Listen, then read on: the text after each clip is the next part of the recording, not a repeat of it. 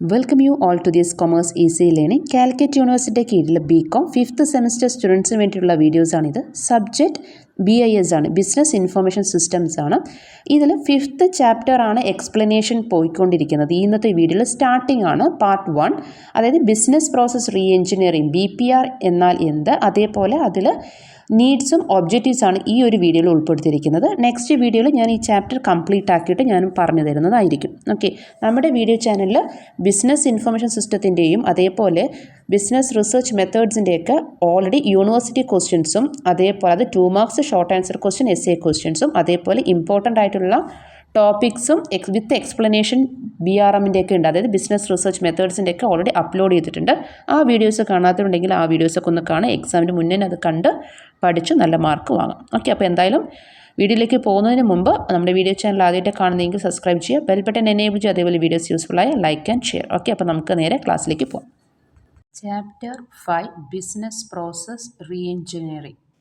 ഈ ഒരു ചാപ്റ്ററിൽ നിന്ന് 2 marks question, short answer question, essay question, ഈ പറയുന്ന ഓരോന്നും വരും. 2 മാർക്സിന് ഒരു ക്വസ്റ്റ്യൻ വരും, ഷോർട്ട് ആൻസർ ക്വസ്റ്റ്യനിൽ നിന്ന് ഒരു ക്വസ്റ്റ്യൻ, അതേപോലെ തന്നെ essay ക്വസ്റ്റ്യനും പ്രതീക്ഷിക്കാം. ഓക്കെ, അപ്പോൾ നമുക്ക് നോക്കാം ബിസിനസ് പ്രോസസ് റീ എഞ്ചിനീയറിംഗ് എന്നാൽ എന്തെന്ന്. ഓക്കെ, അപ്പോൾ നമുക്കതിൽ ഏതൊരു ഇൻഫോർമേഷൻ സിസ്റ്റം ആണെങ്കിലും അവർക്ക് ബെസ്റ്റ് പോസിബിൾ റിസൾട്ടാണ് ആ സ്ഥാപനങ്ങൾ, ഏതൊരു സ്ഥാപനം ആയിക്കോട്ടെ ആ സ്ഥാപനത്തിലേക്ക് ബെസ്റ്റ് ക്വാളിറ്റി അല്ലെങ്കിൽ ബെസ്റ്റ് റിസൾട്ടാണ് കിട്ടേണ്ടത്.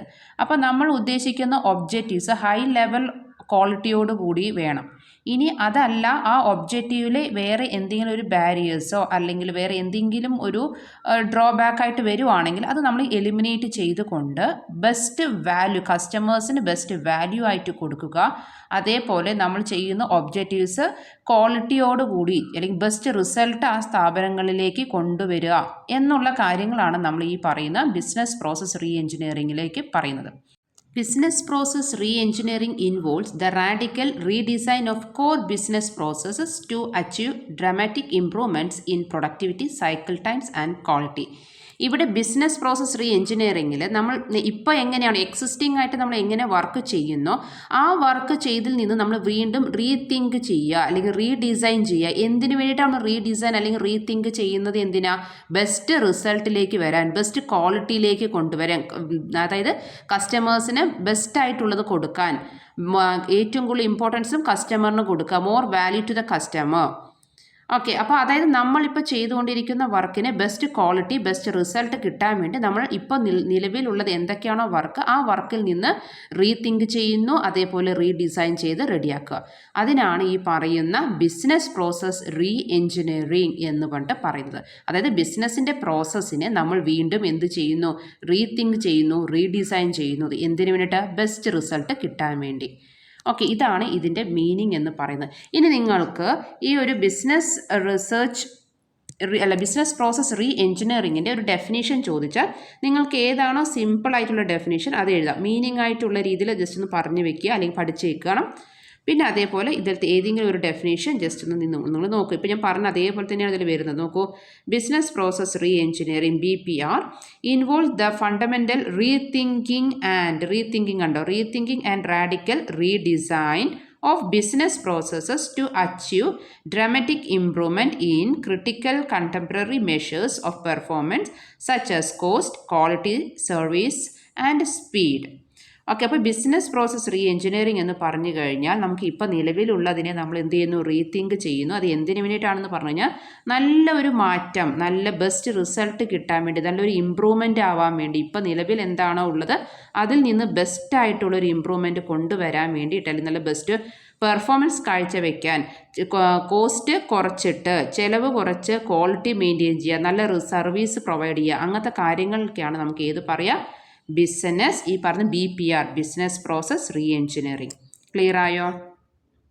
Next, need and objectives of BPR.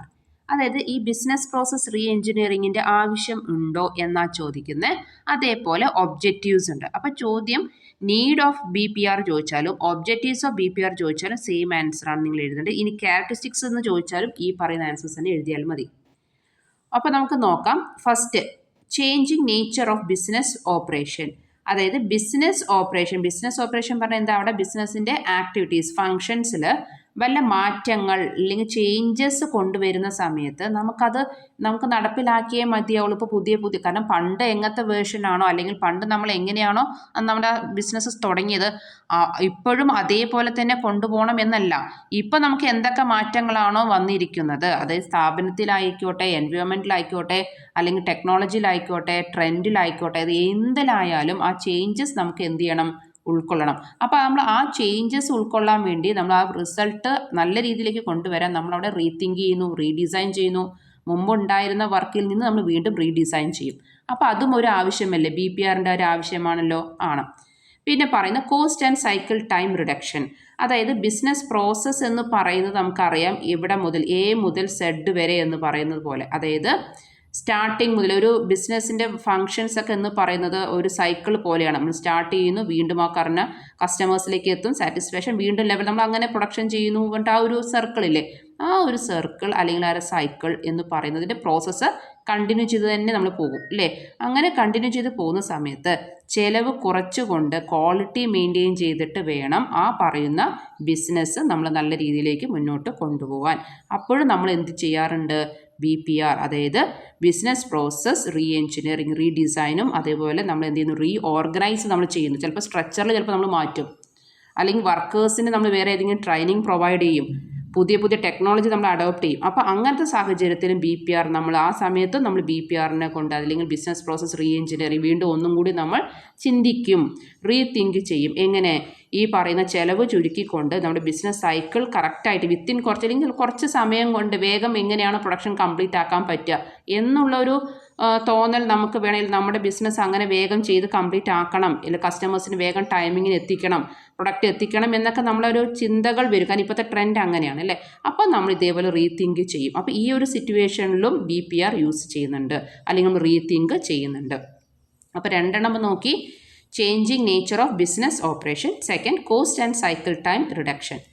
പിന്നെ പറയുന്ന പ്രൊമോട്ട്സ് ക്വാളിറ്റി മെയിൻറ്റെയിൻ ചെയ്യാൻ, അല്ലെങ്കിൽ കുറച്ചും കൂടി ഇമ്പ്രൂവ്മെൻ്റ് ആക്കാൻ, പെർഫോമൻസ് നല്ല രീതിയിൽ കാഴ്ചവെക്കാൻ അതിന് നമ്മൾ BPR നമുക്ക് ആവശ്യമായിട്ട് വരും. കാരണം പ്രൊമോട്ടഡ് ക്വാളിറ്റി ആണ് മെയിൻറ്റെയിൻ ചെയ്യുന്നത്.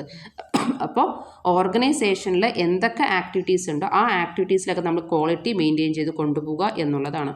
അപ്പോൾ നമുക്കവിടെ എന്ത് ചെയ്ത് നോക്കണം, clear picture of who does what, അവർക്ക് എന്താണോ വേണ്ടത് അല്ലെങ്കിൽ അത് ഏതാണോ ക്വാളിറ്റിയിൽ കസ്റ്റമേഴ്സിന് നമുക്ക് അറിയാം, കസ്റ്റമേഴ്സിൻ്റെ നീഡ്സും വാണ്ട്സൊക്കെ നമ്മൾ നോക്കിയിട്ട് അവർക്ക് നമ്മൾ പ്രൊവൈഡ് ചെയ്യേണ്ടത് ക്വാളിറ്റി ഉള്ള പ്രോഡക്റ്റ്സ് പ്രൊവൈഡ് ചെയ്യുക എന്നുള്ളതാണ്. പിന്നെ ഇംപേഷ്യൻ്റ് ആൻഡ് ഡിമാൻഡിങ് കസ്റ്റമേഴ്സാണ്.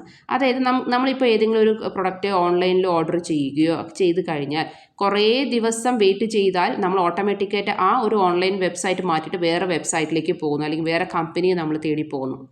അതേപോലെ നമ്മൾ ഏതെങ്കിലും പ്രൊഡക്റ്റ് ഓർഡർ ചെയ്യുകയാണെങ്കിൽ അതിൻ്റെ ടൈം ഡിലേ ആയാൽ, അല്ലെങ്കിൽ ഡിമാൻഡ് നമുക്കറിയാം ആവശ്യമുണ്ട് പക്ഷെ നമ്മുടെ കയ്യിൽ കിട്ടുന്നില്ല, അങ്ങനെയൊക്കെ ആയിക്കഴിഞ്ഞാൽ നമ്മൾ ഓട്ടോമാറ്റിക്കായിട്ട് ഈ ഒരു കമ്പനിയിൽ നിന്ന് വേറെ കമ്പനിയിലേക്ക് പോകുന്നു, അല്ലെങ്കിൽ ഈ ഒരു ഷോപ്പിൽ നിന്ന് വേറെ ഷോപ്പിലേക്ക് പോകുന്നു. ആ ഒരു മൂവ്മെൻറ്റ് ഉണ്ടാവും. പക്ഷെ അത് ആ ഒരു എന്താ പറയുക, ആ ഒരു അവസ്ഥ വരാതിരിക്കാൻ നമ്മൾ എന്ത് ചെയ്യണം, കസ്റ്റമേഴ്സിൻ്റെ ഡിമാൻഡ് എത്രത്തോളം ഉണ്ടോ അതിനനുസരിച്ച് നമ്മൾ പക്ക ഒരു ഇൻഫോർമേറ്റീവ് ആയിരിക്കണം, അല്ലെങ്കിൽ കമ്മ്യൂണിക്കേഷൻസ് പ്രോപ്പറായിട്ട് ഉണ്ടായിരിക്കണം. അത് നമ്മൾ മെയിൻറ്റെയിൻ ചെയ്യുക. അപ്പോൾ അത് കറക്റ്റായിട്ട് എപ്പോൾ ഓർഡർ കിട്ടുന്നു, എപ്പോൾ സബ്മിറ്റ് ചെയ്യുക പറഞ്ഞാൽ എപ്പോൾ ആ ഓർഡർ പ്രൊഡക്ഷൻ ഡിപ്പാർട്ട്മെൻറ്റിലേക്ക് കൈമാറണം, ആ സെയിൽസ് ഡിപ്പാർട്ട്മെൻറ്റിലേക്ക് എപ്പോൾ കൈമാറണം എന്നുള്ള കാര്യങ്ങളെല്ലാം നമ്മൾ നോക്കുന്നു. അതിനനുസരിച്ച് കസ്റ്റമേഴ്സിലേക്ക് അവിടെ സാധനങ്ങൾ എത്തിച്ചു കൊടുക്കുക. ഓക്കെ, അപ്പോൾ അതൊക്കെ ഈ പറഞ്ഞ റീതിങ്കിങ് ആണ്. അതായത് നമുക്ക് ക്ഷമയില്ല, കസ്റ്റമേഴ്സിന് എപ്പോഴും നമ്മൾ വെയിറ്റ് ചെയ്യിപ്പിക്കാൻ പറ്റില്ല, അല്ലെങ്കിൽ അങ്ങനെ അത്രയും എപ്പോഴും ഓർഡർ കിട്ടുന്നോ അപ്പോൾ വേഗം തന്നെ എത്ര ഫാസ്റ്റായിട്ട് നമുക്ക് കസ്റ്റമേഴ്സിനെ സാറ്റിസ്ഫാക്ഷൻ ചെയ്യാൻ പറ്റുമോ, അതല്ലെങ്കിൽ അത്ര പെട്ടെന്ന് പ്രൊഡക്റ്റ് എത്തിക്കാൻ പറ്റുമോ അത്രയും പെട്ടെന്ന് പ്രൊഡക്റ്റ് എത്തിക്കുകയാണ് ശരിക്കും ചെയ്യേണ്ടത്. അപ്പോൾ നമുക്ക് എങ്ങനെയൊക്കെ ആയിരിക്കണം ആ ഒരു രീതിയിലേക്ക് അച്ചീവ് ചെയ്യാൻ വേണ്ട കാര്യങ്ങൾ എന്തൊക്കെയാണ്, ഏതൊക്കെ മെത്തേഡിലൂടെ നമുക്ക് ഇങ്ങനെ കസ്റ്റമേഴ്സിന് വേഗം അട്രാക്റ്റ് ചെയ്യാൻ പറ്റും, അവരുടെ ക്ഷമയെ പരീക്ഷിക്കാതെ നമുക്ക് എങ്ങനെ കൊണ്ടുപോകാൻ പറ്റും എന്നുള്ളതൊക്കെ റീതിങ്കിങ് നമ്മൾ ചെയ്യാറുണ്ട്.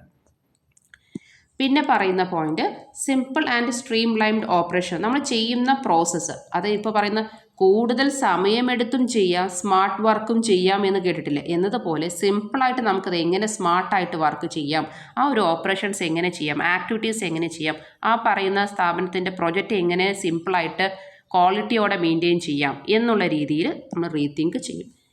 ഓട്ടോമാറ്റിക്കായിട്ട് പിന്നെ വരുന്നതാണ് ഇൻക്രീസ്ഡ് എഫിഷ്യൻസി. നമ്മൾ ഈ ഓരോ ആക്ടിവിറ്റീസും കാര്യങ്ങളൊക്കെ ചെയ്യുമ്പോൾ ഓട്ടോമാറ്റിക്കായിട്ട് അവിടെ വർക്ക് ചെയ്യുന്നവരുടെ എഫിഷ്യൻസിയും എന്താവുന്നുണ്ടാവും, ഇൻക്രീസ് ആവും. കാരണം പുതിയ കാര്യങ്ങൾ അവരും പഠിച്ച് വരുവാണ്. അപ്പോൾ അതും ഒരു കാര്യം. അപ്പോൾ ഇൻക്രീസ് എഫിഷ്യൻസി.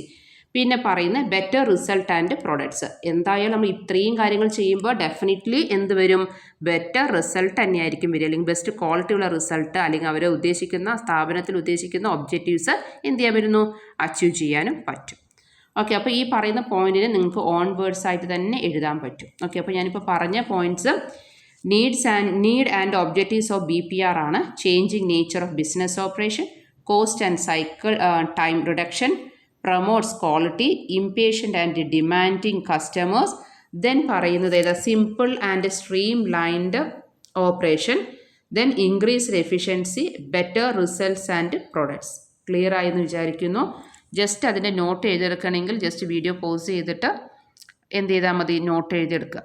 ഓക്കെ, അപ്പോൾ പിന്നെ ഈ പറഞ്ഞ കണ്ടൻറ്റ് നിങ്ങൾ എന്ത് ചെയ്താൽ മതി? ഓൺ വേർഡ്സ് ആയിട്ട് എഴുതിയാലും മതിയാവും. ഓക്കെ, കറക്റ്റായി കിട്ടും.